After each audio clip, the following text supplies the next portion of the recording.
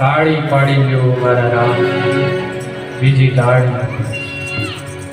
અરે કદાચ તમારા ભાગ્યમાં લખ્યું છે. અરે પ્રભુની એવી ઈચ્છા છે કે અંતિમ સમયે તમારું પિંડદાન તમે પોતે કરો. અંતિમ સમયે તમારું આ હૃદય છે પોતે જ પરમાત્માના ચરણોમાં અર્પિત કરી દો ને. અરે તમારું પિંડદાન તમે જાતે કરી દો. અંતિમ સમયે ભગવાનનું નામ લઈ આવો રૂડો અવસર મળ્યો છે.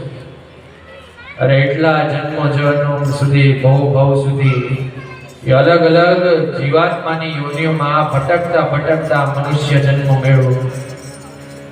અને એને આવી રીતે શા માટે ટૂંકાવો છો? આવી રીતે આત્મઘાત શા માટે કરો? આ કથા તો ભાગ્ય જ મળે. ભગવાનનું નામ છે ને ભાગ્ય જ લઈ શકે. ભગવાનનું આવો મનુષ્ય જન્મ મેળવ્યો તો એ નામ ન લેતા હોય બધા. મોજ શોખમાં, આનંદમાં, પુત્ર પરિવારમાં, ધન સંપત્તિમાં બધામાં સમય કાઢશે, પણ પ્રભુની માળામાં એમાં શેનો સમય કાઢવાનો? આરતી થઈ ગઈ એટલે એટલું તો બહુ થઈ ગયું. આરતી કરી નાખી અને પ્રસાદી મળી ગઈ એટલું તો થઈ ગયું. પણ આ તો પહેલા પણ કીધું ને હજી પણ કહું, આ તો ઈ અમૃત છે, આ તો ઈ ઔષધિ છે જે સુખદેવજી મહારાજ જેવા વૈદ્ય આપી છે. એકવાર ઔષધિ લઈ લ્યો તો ભવ સુધી, અરે જન્મ જ ન લેવું પડે તો પછી દુઃખ છે એ વાત, તો પછી ઔષધિ લેવી જ ન. આ તો ભવસાગર પાર કરે. આ કથા ભાગ્ય. એકવાર એક પિતા હતા, એક બાપા એના દીકરાને ભણી ગણી બહુ મોટા કર્યા, બહુ સંપત્તિવાન થયા. અને ત્યારે બાપાજી છે એની આખરી ઈચ્છા હતી કે હવે હું વૃદ્ધ થયો, કે હવે હું ઘરડો થયો, મારી અંતિમ ઈચ્છા છે કે મારા ઘરના આંગણે આવી પવિત્ર ભાગવતજી બેસે. આવું પવિત્ર ભાગવતજી મારા આંગણે બેસે એકવાર.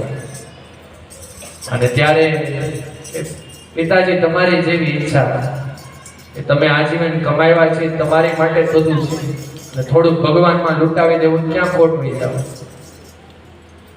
અને એ ભાગવતજી બેઠાણા સરસ મજાના કોઈ વક્તાને શુદ્ધ પુરાણીને ગોઈતા, પુરાણી વક્તા ગોઈતા પૈસા. અને ભવ્યથી ભવ્ય હો, ઢોલ નગરા વાજતે ગાજતે શરણાઈઓને વાંચિત્રા બધા, ચામરો રથ મંગાવ્યા, બગી મંગાવી, અને વાજતે ગાજતે પોથી યાત્રા ગોઠવી. અને બાપાજી નીકળાય પોથી યાત્રા. અને પોથી યાત્રામાં જતા હરખ હતો, પણ કીધું છે કે યાત્રામાં જતા અમુક એના છોકરા હતા ને, અને એ છોકરાએ એવા ફટાકડા ફેર્યા, કાન પાસે ફેડ્યો આવો, અને કાન ભારે ફટાકડો ફેડ્યો, ધાક પડી ગઈ કાનમાં ધાક પડી ગઈ. અને પછી ધાકની દવા આવે, કાનમાં ધાક પડી હોય તો દવા આવે ન આવે? આવે ન આવે? આવે. શું ટીપા નાખે કાનમાં ધાક પડે તેને કાંઈ દવા?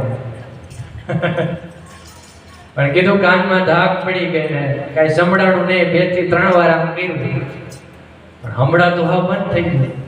ફટાકડા ઢોલ નગારા કાંઈ સંભળાય નહીં.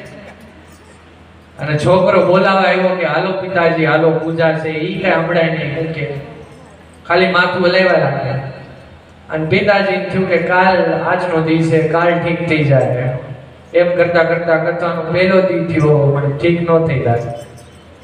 બીજા દિવસે તોય ન સંભળાણું, બીજા દિવસે ધાક રહી, ત્રીજા દિવસે, ચોથા દિવસે, અરે 7 દિવસ સુધી કથા પૂરી થઈ ગઈ, પણ સંભળાતું શરૂ ન થયું, પાછું બંધ જોઈ થયું. ધાક પડી ગઈ ખુલ્લી. અને 7મા દિવસે પૂર્ણાહુતિની પાછી પોથી યાત્રા નીકળી ગઈ.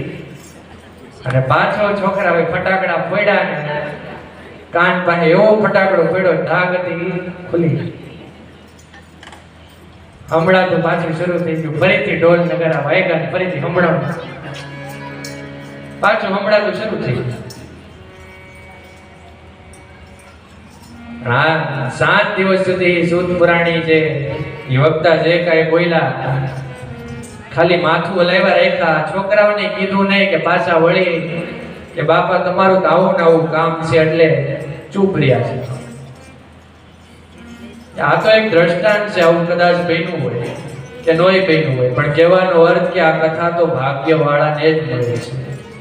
આ કથા તો અધિકારી હોય કે ભગવાનનું નામે એમને નથી લેવાતું. અડધા ગંગાના કિનારે જઈને પાછા વહી આવે ને અયોધ્યામાં રહેવા વાળાને એ અવધપતિને મળવા રોજ જાતા નથી.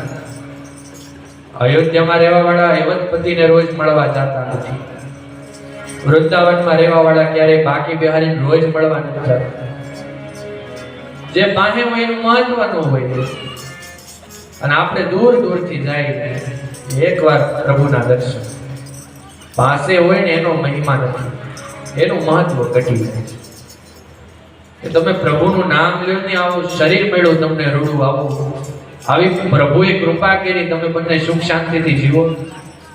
અને ત્યારે આત્મદેવ બોલ્યા છે કે એ બધું હું ન જાણું, ખૂબ સમજાવ્યા, પણ પુત્ર હોય ને સંતતિ હોય અરે તો જ આ જીવન છે ને સફળ થાય, તો જ મને મુક્તિ મળે, તો જ મને શાંતિ મળે. અને જો તમે તો એટલા વિદ્વાન દેખાવ છો, આવા સાધુ દેખાવ છો, અરે તમે ધારો તો કઈક એવું વ્રત કયો, તમે ધારો શું ન કરી શકો, મારે સંતાન અવશ્ય થાય છે.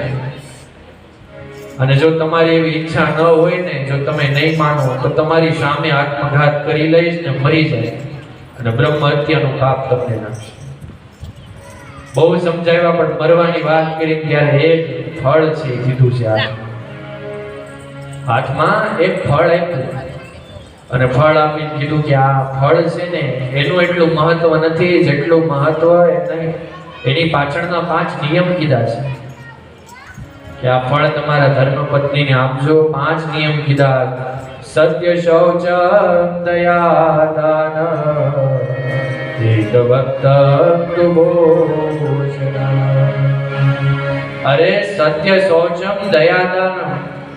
તમારા પત્નીને કહેજો આ ફળ ખાય પછી સત્ય બોલે, સત્યનું વ્રત રહે. અરે દયા રાખે બધા જીવ ઉપર, અરે દાન કરે. અરે શૌચમ કહેતા પવિત્રતા, કોઈ પ્રત્યે વેરભાવ ન રાખે, ક્રોધ ન રાખે, અરે એવી લાગણીઓ ન રાખે, અંદરથી પણ પવિત્રતા રાખે. સત્ય, શૌચમ, દયા, દાનમ, એક ભક્તમ તું ભોજનમ. અને છેલ્લો નિયમ હતો કે એક ભક્તમ તું ભોજનમ, એક ટાણા કરે. અરે સાત્વિક જમે, સારું જમે.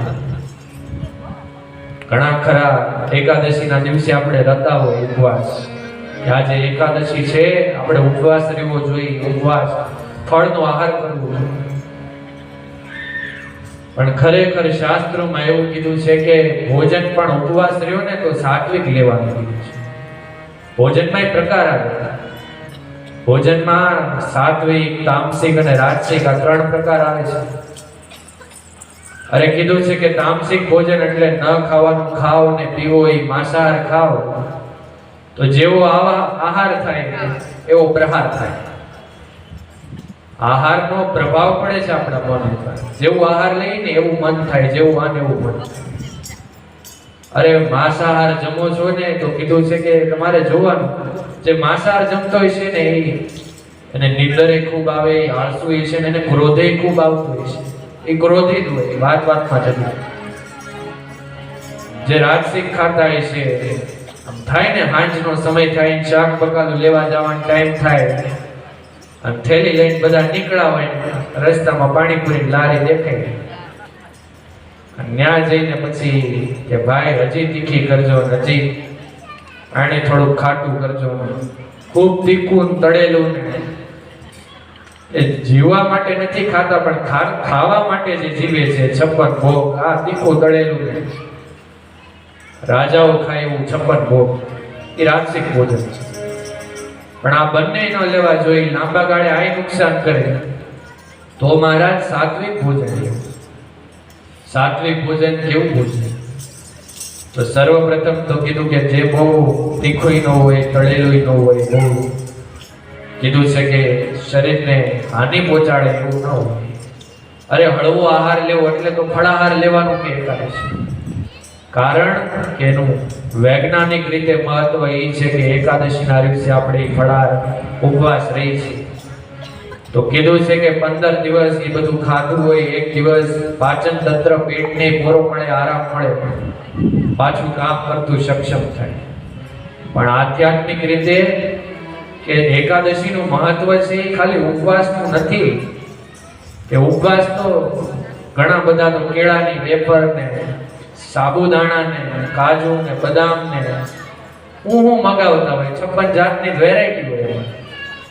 આપણને એમ થાય કે આ ફળાર આ એકાદશી રહે છે, ઉપવાસ રહે શું કરે છે?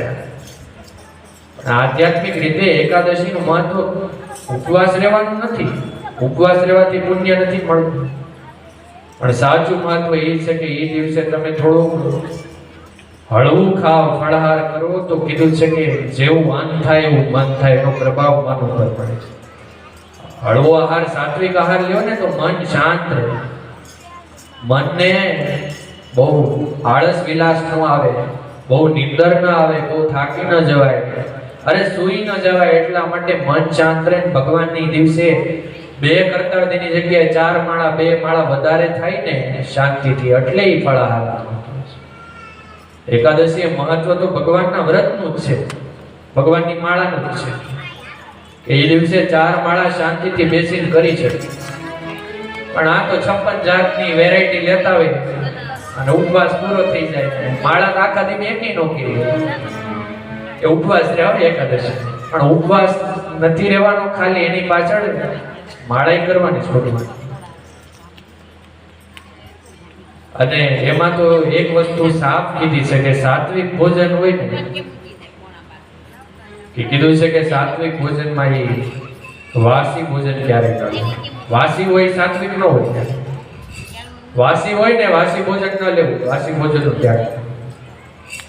ઘણા ખરા નોકરી ધંધે જાતા છે, ટિફિન લઈને જાય ને તો વાસી ભોજન લઈને જાય, ઠંડુ પડેલું, અને એ ઠંડુ લઈને જાય અને પછી એને ખાય. એટલે વાસી ભોજન લેવાથી શરીરમાં રહેલા શરીર ઉપર પ્રભાવ પડે છે. શરીરમાં રહેલા કોષ છે એની ઉપર પ્રભાવ પડે.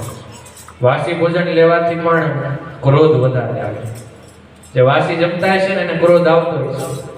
એટલે તમે બધા ઈચ્છો છો ને કે સાંજ થાય ને ઘરે આવે, એકદમ સાંજે ઘરે આવે તો મલકાતા આવે ને આઈસ્ક્રીમ ખાવા લઈ જાય તો ગરમા ગરમ ખવડાવવા, સારું ચૂલાથી ઉતારી, બરોબર ને?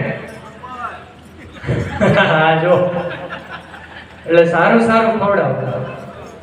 અને એકાદશીમાં આપણે એનું ઊંધું કરી, વાસી ભોજન તો પડીકા લેતા આવજો ને. કાલ એકાદશી છે તો કેળાની વેફર ને બટેકાના ચિપ્સ પડીકાઓ લેતા આવીએ આપણે. તો એ કેટલા સમયની એમાં એ નાઇટ્રોજન ભેરી હોય. અને વાસી ખાઈને જ મન વિચલિત થાય છે, શાંત નથી રહેતું, માળા નથી થાય. ઉપવાસનું મહત્વ જ નથી. એકાદશીમાં સાચું મહત્વ ભગવાનની માળાનું છે. એક વખતમ તો ભોજનમ, પણ કેવું ભોજન કીધું? સાત્વિક ભોજન લેવું. અને 5 નિયમ કીધા. તમારા ધર્મપત્નીને અવશ્ય બાળક થશે, જાઓ. આજે આત્મદેવ મલકાતા ઘરે ગયા, રાજી થયા. અને જ્યારે ઘરે ગયા ત્યારે એમના ધર્મપત્ની ધૂંધોળી છે એને લોક વાર્તા રતાહા સતત વામ સ્વભાવ. કીધું છે કે સતત લોકોની વાર્તામાં રત રહેવા વાળી બુદ્ધિ છે. ક્યારેક પોતાના આત્માને પૂછવાનું, ક્યારેક કોઈ નિર્ણય લેવો હોય ને, વિચાર જીવનમાં બધા નિર્ણય બુદ્ધિથી નહીં લેવાના. અહીંયા આત્મદેવ છે, આત્મા છે, અને ધૂંધોળી છે, બુદ્ધિ છે. બધા નિર્ણય જીવનમાં બુદ્ધિથી નહીં, ક્યારેક આત્માને પૂછવાનું, આ જે કરવા જાઉં છું એ સાચું કરું છું ને? બુદ્ધિ તો એમ જ કહે છે કે બીજાનું કરી નાખ, બીજાનું જે થવું હોય. ક્યારેક આત્માથી પૂછજો કે આ હું કરું છું એ સાચું કરું ને? મારા હરિને તો આ ગમે છે. કે ધૂંધોળી છે એના અવગુણો છે. આત્મદેવમાં જેટલા સારા ગુણો હતા ને એટલા ધૂંધોળીમાં અવગુણો હતા. એ બીજાની વાર્તો લોક વાર્તા હતા. અરે બીજાની ઉપર જ તે મનમાની કરવી, હું જે બોલું એ જ સાચું, બાકી બધું ખોટું, મારો જ કક્કો હાલવો જોઈએ, એ ધૂંધોળી છે. ધૂંધોળી એટલે એવી બુદ્ધિ છે તર્કને પણ કુતર્ક કરનારી બુદ્ધિ છે. તર્ક કરવો, શાસ્ત્રોમાં કઈ વસ્તુ ન સમજાતી હોય તો અત્યારે જ કીધું તત્વાર્થ સંબોધનમ જ્ઞાન, કે એ વિષયનું જ્ઞાન હોવું જોઈએ. કે તર્ક કરવો પણ ખોટો વિતર્ક, જે કુતર્ક કરે છે ને એ ન કરવો. કે ના ભાઈ ખોટું એટલે ખોટું જ તે એ ન કરવું. કે મારું જ સાચું, મારું જ ચાલે એવું ન કરવું, એ ધૂંધુળી છે. અમુક સમય થઈ જાય એટલે પછી આંખમાં દેખાતું ઝાંખું થઈ જાય એટલે આપણે કહીને કે હવે થોડું ધૂંધળું દેખાય છે. તો બુદ્ધિ છે એ ધૂંધળી થઈ જાય ને જ્યારે કુતર્ક વાળી થઈ જાય, એવી બુદ્ધિ ઉપર વિશ્વાસ ન રાખો.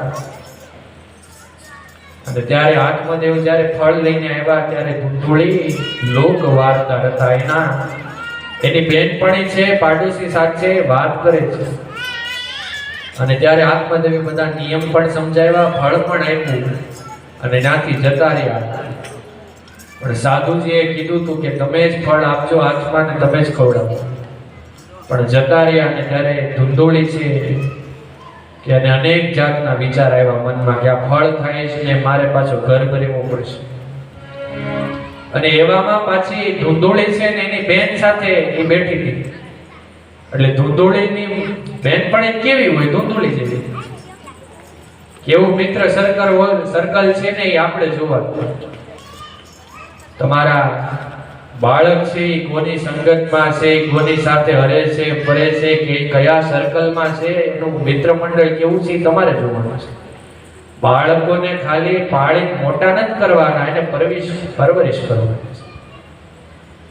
ધૂંધોળીની બેનપણી છે એની બુદ્ધિ એમ જેવી એટલે ડરાવી દીધી. બિચારી ફળ ખાવા જતી હતી અને એમાં એમના બેનપણી બોલ્યા કે એલી તું આ ફળ ખાવા જઈશ અને તું ગર્ભવતી રહીશ ને? કે હા. કે તું ગર્ભવતી રહીશ અને ન કરે નારાયણ ને કદાચ આપણા નગરમાં ક્યારેક ચોર ડાકુ લૂંટેરા આવી ગયા અને તારા ઘરમાં સૌથી પહેલા એ ચોરી કરવા આવ્યા તો તું તો ગર્ભવતી રહી, તું તો ભાગી નહીં. અરે ન કરે નારાયણ એવો ધરતીકંપ આવ્યો હોય, એવું વાવાઝોડું આવ્યું અને આખું નગર ભાગતું હોય છે પણ તું તો ગર્ભવતી હશે, તું તો ભાગી નહીં છે.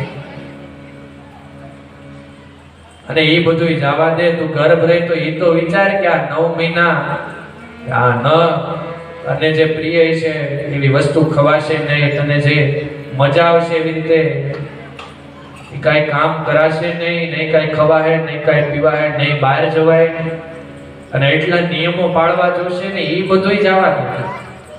અરે માં બનીને પછી 9 મહિને જે બાળકને પ્રસવની વેદના આવશે, કેટલું દુઃખ ભોગવવું પડશે તારે એ વિચાર કર્યો. અને ધૂંધોળી કે એ વાત તો હાચી, દુઃખ તો બહુ ભોગવવું પડશે. તો મારે શું કરાય? એટલે એમના બેનપણી બોલ્યા તારે જે કરવું હોય કર, હું તો જાઉં. અને પછી ધૂંધોળીએ પોતાના બેનને બોલાવ્યા અને એને બધી વાત કરી, કુતર્ક કર્યા, મારે આ ફળ નથી ખાવું, અનેક કારણો આવ્યા.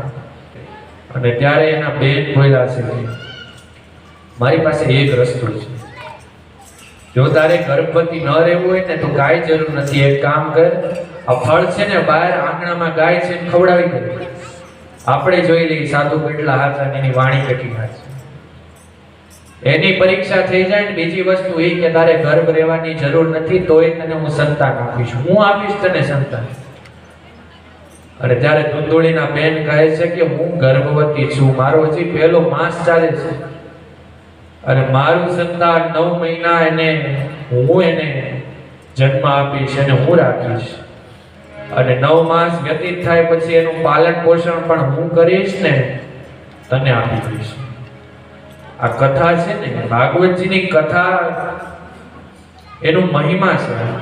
અને ભાગવતજીનું મહિમા તો અનેક પુરાણોએ ગાયું છે. કૌશિક નારદીય પુરાણમાં છે, વાયુ પુરાણમાં છે. અરે ભાગવતજીની અંદર ભાગવતજીનું મહિમા છે જ તે. પણ દર વખતે આપણે આ જ મહિમા સાંભળતા આવીશું. કારણ એ છે કે આ જે મહિમા છે ને એ પદ્મ પુરાણમાંથી લેવામાં આવ્યું છે. અને આ જે મહિમા છે એ કળિયુગનું છે. આ જે વાત થાય છે એ કળિયુગની થાય છે કે કળિયુગમાં જીવ કેટલો સ્વાર્થી થઈ જાય. એક માં છે એના પોતાના બાળકને વેચવાની વાત કરે છે. એક માં કહે છે કે મારું બાળક છે હું તને આપી દઈશ ને બદલામાં તારે કાંઈ નહીં, ખૂબ સંપત્તિવાન, તારે કાંઈ નથી કરવાનું, તારે ખાલી મને ધન પૈસો આપવાનો છે. આપણી બેયની સમસ્યા હલ થઈ જાય. હું તને સંતાન આપું, તું મને પૈસા આપ. અને તારા પતિ તો ભોળા છે, એને કહી દે કે તારે એનો વ્રત છે કે તું વ્રત કરી, તું ગર્ભવતી રહી ભગવાનની કૃપાથી. એ તો અનુષ્ઠાન લઈ લેશે, એ તો વ્રતમાં બેસી જશે. અને આત્મદેવને ખબર પડી, અસત્ય બોલવામાં આવ્યું કે હું ગર્ભવતી રહી. આત્મદેવ રાજી થયા છે. કારણ હતું કે ગર્ભવતી રહ્યા એટલે જ નહીં, પણ સાધુએ આપેલું ફળ હતું. સાધુએ આપેલા ફળનો મહિમા તો આત્માને ખબર હોય શું છે, બુદ્ધિ શું જાણે. સાધુએ આપેલું કે સંતાન થશે ને એ દિવ્ય થશે. અને ત્યારે આત્મદેવ ખૂબ રાજી થયા અને સીધા 1 વર્ષ સુધીનો વ્રતનો નિર્ણય કર્યો. 1 વર્ષ સુધી સવારે બ્રહ્મ મુહૂર્તમાં ઉઠી ઠાકોરજીની સેવા કરી, જઈને નિત્ય માળા કરી, નિત્ય તપ કરીશ. 1 વર્ષનું અનુષ્ઠાન એકાંતમાં કરીશ, કોઈ હશે નહીં. અને ત્યારે કીધું છે કે વનમાં નીકળી ગયા. અને 1 વર્ષ પૂર્ણ થયું ત્યારે આવ્યા અને ઘરના આંગણે આવીને જોયું તો ગાય છે એ બાંભરતી હતી, ગાય છે એ રડતી. અને ગાયના ખીલાની પાસે ગયા ને જેવું નજર કરી એવું તે એક બાળક જોયું છે, નવજાત શિશુ જોયું છે. અને આત્મદેવે વિચાર કર્યો કે આ શિશુ, આ બાળક આવ્યું ક્યાંથી, આ કોનું બાળક છે? અને ભાગવત એવું કહે છે કે ન જાનાપી તદ રહસ્ય કેનાપી વિધિઓ ગતા. કે આ રહસ્ય છે, કોઈ નથી જાણતું કે આ બાળક ક્યાંથી આવ્યું, કે કઈ વિધિથી આવ્યું, કોણ મૂકી ગયું છે. પણ ખરેખર ગાય રડતી હતી, બાંભરતી હતી, એનો અર્થ એ છે કે આ બાળક છે ગાયના ખીલા પાસે આવ્યું. અને ગાય પ્રેરણા આપી કે ગાયની પાસે મળ્યું, કદાચ 1 વર્ષનું મેં પ્રભુનું અનુષ્ઠાન કર્યું, એનું વ્રત રહ્યું, કદાચ પરમાત્માએ પ્રસાદીના રૂપમાં આપ્યું છે. આજે 1 નહીં ને 2 આપ્યા ભગવાન. હરખનો પાર ન રહ્યો. અને અંદર ગયા અને અંદર જઈને જોયું કે ધૂંધળીના 3 મહિનાના બાળકને હાથમાં રમાડે છે. આત્મદેવે પૂછ્યું કે આ બાળક છે મને ગાયના ખીલા પાસે મળ્યું, મેં તો ભગવાનની પ્રસાદી સમજી સ્વીકાર કર્યો, આનું નામ નથી પાડ્યું, પણ આપણો જે બાળક થયો છે 3 મહિનાનો, આજે આપણે એનું તો નામકરણ સંસ્કાર કરીએ, એનું નામ તો પાડ્યું. અને ધૂંધોળી ત્યારે કહે કે 3 મહિના થઈ ગયા, હવે થોડું હોય કે મેં તો ક્યારનું પાડી દીધું. અને એમાં વિચારવાનું શું હોય, હું ધૂંધોળી છું તો આ ધુંધુકાર, હું ધૂંધોળી તો આ ધુંધુકારી, એમાં કઈ લાંબુ વિચારવાનું. પણ આપણી સનાતન સંસ્કૃતિમાં 16 સંસ્કારમાંથી એક સંસ્કાર છે નામકરણ સંસ્કાર છે. એ નામ કઈ જેવા તેવા નથી પાડવાના, એની પાછળ કઈક અર્થ હોય ને એવા નામ પાડજો. તમારી બાળક પાછળ તમે નામ પાડો તો એ ભગવાનનું કઈક નામ હોય ને, એ બાને તમે ભગવાનનું એક નામ તો લ્યો. એક નામ તો એની પાછળ લેવાય. અરે અજામિલની તો કથા આવે છે ભાગવતજીમાં. અરે એવો બ્રાહ્મણ કે જેણે આ જીવન એવા પાપ કર્યા, એવા પાપ કર્યા, એવા પાપ કર્યા, આંગણે આવેલા સંન્યાસીઓને પણ તિરસ્કાર કરીને કાઢી મૂક્યા. અરે મા બાપને છોડી દીધા, પત્નીને છોડી, અરે ગણિકાઓનો સંગ કર્યો છે, અરે એવા એવા કામ કર્યા આજીવન, એટલા પાપ કર્યા. અને અંતિમ સમયે જ્યારે વૃદ્ધાવસ્થા આવે ને, ખાટલામાં બીમારીએ ઘેરી લીધું. અને ત્યારે અજામિલના 5 પુત્ર હતા. સૌથી નાના પુત્રનું નામ એને નારાયણ રાખ્યું. સૌથી નાના દીકરાનું નામ નારાયણ રાખ્યું હતું. અને બસ અંતિમ સમયે તો એના દીકરામાં મોહ હતો. કાંઈ પણ વસ્તુ હોય એટલે નારાયણ પાણી લેતા આવ્યો, નારાયણ ખાવાનું લેતા આવ્યો, નારાયણ મને અહીંયા લઈ જા, નારાયણ તું આ કર, નારાયણ તું આ કર. અને અંતિમ સમયે નારાયણ નારાયણ નારાયણ. અરે નારાયણનું એટલું નામ લીધું કે જ્યારે યમના દૂતો એને લેવા આવતા હોય અને ત્યારે ડરી જાય કે નારાયણ મને બચાવ, નારાયણ મને બચાવ, નારાયણ મને બચાવ. અને યમના દૂતો હસતા હોય કે હજી તારો વારો નથી, અમે તો બીજા જ લેવા આવ્યા હતા. પણ તારો વારો આવશે તે પાપ જ કર્યા છે. પણ ત્યારે જ એ જ સમયે કીધું છે કે વૈકુંઠમાં શ્રી હરિના પાર્ષદો ભગવાનના સેવકો આવી જાય અને એ એમના દૂતોને કહે તમે આને નહીં લઈ જઈ શકો. કારણ જાણે ભલે આજીવન પાપ કર્યા હોય પણ અંતિમ સમયે નારાયણ નારાયણ નામ લેવાથી એનો આત્મા છે અંતકરણ શુદ્ધ થયું છે, મન બુદ્ધિ ચિત્ત અહંકાર શુદ્ધ થયું. અંતિમ સમયે એને પછતાવો થયો. નારાયણનું નામ લેવાથી પછતાવો પશ્ચાતાપ થાય છે. અરે નારાયણનું નામ લેવાથી આજીવન કરેલા પાપ નાશ પામે છે. અને આ બધું એ અજામિલ જોવે છે વૃદ્ધાવસ્થામાં, બધું દેખાય છે. યમના દૂતોને વૈકુંઠમાં શ્રી હરિના દૂતો એકબીજા સાથે વાત કરે ને, અરે યમના દૂતો કહે કે તમે નથી લેતા એના દીકરાનું લે છે. અને ત્યારે વૈકુંઠના પાર્ષદ ઉભેલા કે ભલે એના દીકરાને સંબોધીને બોલાવે છે પણ નામ તો નારાયણનું છે ને. અને કીધું છે કે અંતિમ સમયે દીકરાને નારાયણ નારાયણ બોલાવવાથી વૈકુંઠમાં ઈ નારાયણે સાંભળી લીધું અને બોલાવવું આવી ગયું કે નામ છે સંસ્કાર છે એ ભગવાન ઉપર પાડે. આજના સમયે નામ એવા થઈ ગયા ને, દીકરાને એવા એવા નામ પાડે ને કે પછી દાદા થાય ને ત્યારે વિચાર કરવો પડે તો હવે કયા નામથી બોલાવો. કે પિન્ટુ દાદા કેવું લાગશે, ચિંટુ દાદા કેવું લાગશે.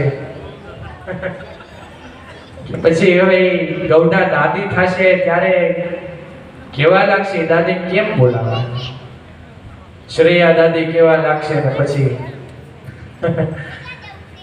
પહેલાના સમયમાં કેવા નામ હતા, ગંગા માં, યમુના માં, ગોદાવરી માં, ગંગોત્રી માં ને નારાયણ દાસ ને આ ગોવિંદ બાઈ ને કાનજીબાઈ ને કેવા કેવા નામ. એ બાને ભગવાનનું નામ લેવાતું ને આયા ધૂંધુડી કહે કે જે હોય એ તો પાડી દીધું, હું ધૂંધળી ના ધૂંધુકારી.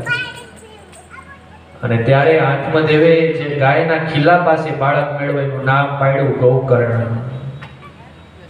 અને ગૌકર્ણ નામ પાડ્યું. બંનેને મોટા કર્યા છે.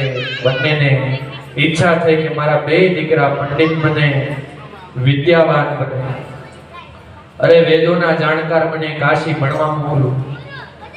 પણ કીધું છે કે ધૂંધુડીએ ના પાડી, તમારે ગૌકર્ણને જ્યાં મોકલવા હોય ત્યાં મોકલું. મારો દીકરો ધૂંધુકારી ક્યાંય નહીં જાય, મારો દીકરો ક્યાંય નહીં જાય, મારા સાનિધ્ય મારી નજરની સામે મોટો થશે.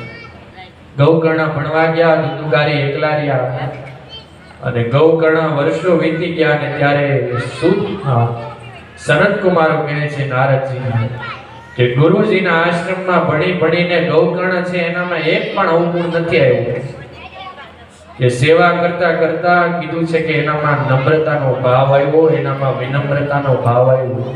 સેવા કરી એટલે અહંકાર શૂન્ય થઈ જાય. એટલે તો વારંવાર માથું નમાવો, નમે એ બધાને ગમે. સેવા કરતા કરતા નમ્રતાનો ભાવ આવ્યો. અરે ગુરુજીની સેવા કરી, પ્રભુના વેદ મંત્રોના નાદ કર્યા, વિદ્વાન થયા છે. બીજી બાજુ ધુંધુકારી છે, મહાખલ થયું છે, પાપી થયો છે. અરે ન રાખવાના શસ્ત્રો રાખે, ન પીવાની વસ્તુ, ન ખાવાની વસ્તુ ખાય, અપવિત્રતા. અરે કીધું છે કે સ્મશાનમાં જઈને શવના હાથના એ મૃતકના લાડુ જમે છે. અહીંયા શવના હાથના મૃતકના લાડુ એટલે કેવા ખબર કે મૃત શરીર હોય એની વાત નથી થતી, પણ એવો જીવાત્મા કે જેણે આજીવન ક્યારેય જરૂરતમંદની સહાયતા નથી કરી, આજીવન જ્યાં દેવાનું હતું ત્યાં ક્યારેય અનાથ આશ્રમમાં એ બાળકો માટે દાન નથી કર્યું. અરે કીધું ગાયો માટે ક્યારે એને સેવા નથી કરી, ક્યારે એવો જીવાત્મા કે દર્શાને ક્યારે પાણીનું નથી પૂછ્યું ને એ જીવતાજી મરી ગયેલો છે. એ જીવતાજી સૌ જ છે, એ મરી ગયેલો છે ને એના હાથના લાડુ છે. અને આવા અવગુણો આવ્યા છે ને બધી સંપત્તિ જુગારમાં જુઠ્ઠા રમીને હારી ગયો. અને ત્યારે એકદા પિતરો તાળયેત, એકદા પિતરો તાળયેત કે માતા પિતા છે. એક દિવસ એવો વારો આવ્યો કે બધી સંપત્તિ હારી ગયો. અને જ્યારે માતા પિતા પાસે જઈને ઘરના જેટલા વાસણો પાત્રો હતા ને એ બધા એકઠા કર્યા છે કે હવે વાસણે વેચી નાખવા છે. અને ત્યારે વાસણે વેચી નાખવા છે. પિતાજી આખું જીવન મારો વાલો દીકરો, મારો વાલો પુત્ર, મારો દીકરો, મારો દીકરો, અરે એટલા વ્રતો રહ્યો, અરે માનતાઓનો રાખેલો છે, એટલા વ્રતો રહ્યો ત્યારે પ્રાપ્ત થયો છે. આ જીવન કાંઈ ટોયકા જ નથી, ક્યારે રોયકા જ નથી એના દીકરા. અરે જે કરવું તો એ કરવા દીધું. અને આજે પિતાજીએ પહેલી વાર રોક્યું કે દીકરા બસ હવે તું કાલે પુત્ર બસ કહેવાય, પુત્ર હવે બંધ કરી દે. હવે તું ઊભો રહી જા. આપણે આ શોભા નથી દેતી આ બધી વસ્તુ. આ જુગાર રમવો, આ મદિરા પાન પીવું, માંસાહાર કરવું, શસ્ત્રો રાખવા, અરે હિંસા કરવી, આ બધું શોભા નથી દેતું આપણને. અને પહેલી વાર એ જે રોયકો ને એ જ તે બસ ધુતુકારીને ખટકી ગયું. આજીવન રોયકા ન હોય અને પહેલી વાર રોકે તો ક્રોધ તો આવે, સ્વાભાવિક છે. અને ધુંધુકારી એકદા પીતરોયું તાળી આવાસ. પિતાજીને જોરથી છાતીમાં છે લાત મારી છે અને જેવો જ ધક્કો માર્યો પિતાજી પૃથ્વી ઉપર પડ્યા જમીન. અને છાતીએ જે લાત લાગી છે ને આજે શરીરે નથી લાગી, હૃદયમાં લાગી છે. આજે હૃદયમાં લાત લાગી કે આ જીવન મારો પુત્ર, મારો પુત્ર, એટલો દીકરામાં સ્નેહ મોહ ભાવ રાખ્યો, મારો પુત્ર, મારો પુત્ર. પણ એક વાક્ય છે કે માનતાના રાખેલા માનતા નથી. માનતાના રાખેલા અમુક વાર એવું થાય કે માનતા નથી. આજીવન મોહ ભાવ રાખ્યો ને આજે ઈ જ લે મારો દીકરા મને છાતી ઉપર લાત મારી. અરે બધો મોહ ઉતરી ગયો સંસાર ઉપરથી, દીકરાએ લાત મારી. અને ત્યારે દુખી થઈને યાદ એવું વર્ષો પહેલા એ સંન્યાસીના શબ્દો યાદ આવ્યા છે. એ સંન્યાસી કહેતા હતા ને બહુ સાચું કહેતા હતા કે કદાચ મારા ભાગ્યમાં નહોતું, ભાગ્યમ નહોતું, પછી લેવાનો આ પ્રયત્ન કર્યો છે ને એટલે દુઃખ ભોગવવું પડ્યું છે. કે ભાગ્યમ નહોતું એ કહેતા હતા મુંચા અજ્ઞાનમ, છોડી દે અજ્ઞાન છે. કે એવું જરૂરી નથી કે દીકરો થાય તો તમને તારીખ દે. ક્યારેક ક્યારેક તમને ગળું દબાવી મારી દે. ક્યારેક દીકરો છે એ દીપડા જેવો પાકે. કે અંતિમ સમયમાં તમે બંનેને અવસર મેળવો, ભગવાને આવો લાવો આપ્યો, ભગવાનનું નામ લ્યો ને આજે શાંતિ નથી કરવું. વર્ષો પહેલા એ દુઃખ હતું ને આજે દુઃખ છે. એનું કારણ છે કે આ દુઃખાલય છે, આ સંસાર જ દુઃખ છે. રહેશો ત્યાં સુધી સુખ દુઃખ તો આવ્યા જ રાખવાના છે. અને નક્કી કોઈ ભગવાન જ હતા, પ્રભુના રૂપમાં, સાધુના રૂપમાં ભગવાન આવીને કહી ગયા આજે ઘરની બહાર જે સાધુ પુરુષ મને વિદ્વાન દેખાય ને એના પગમાં પડી જાવ ને ઈ કે ને મારી માટે પરમાત્માના વચનો, પરમાત્માનો આદેશ.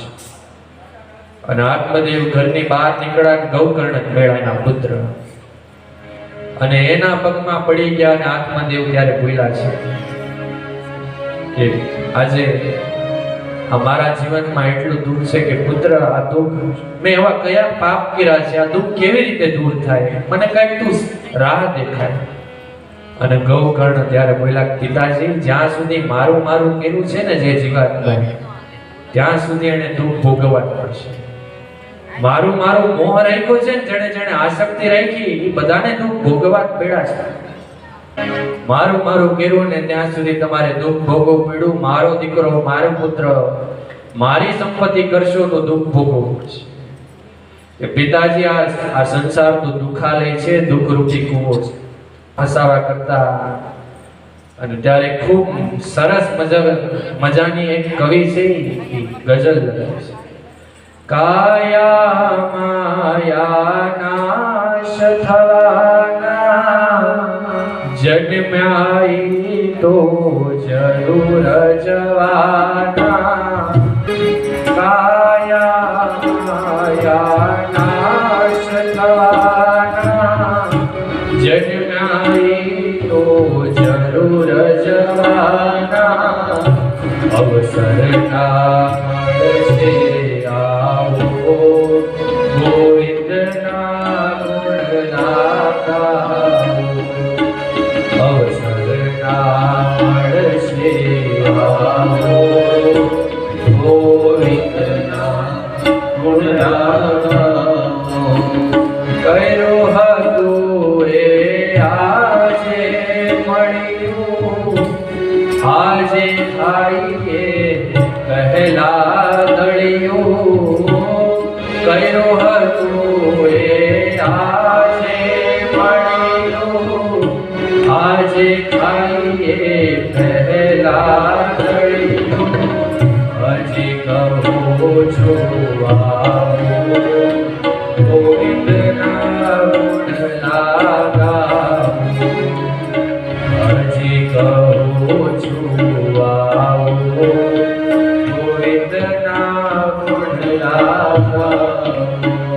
પિતાજી કાયા કહેતા શરીરે નાશ થઈ જાય ને માયા કહેતા તમારી આ પુત્ર સંપત્તિ ધન પરિવારે નાશ થઈ જાય.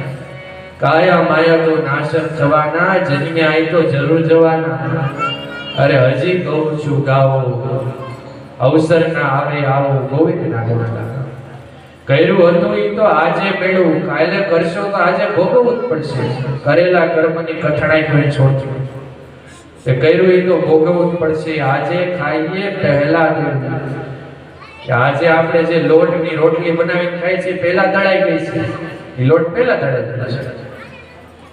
હજી કહું છું, હજી વાવજો, હજી આવા સત્કર્મમાં ભગવાનનું નામ લીધા રાખજો અને ગોવિંદના ગુણ ગાવો. અને પિતાજીને વૈરાગ્યના વચનો કીધા.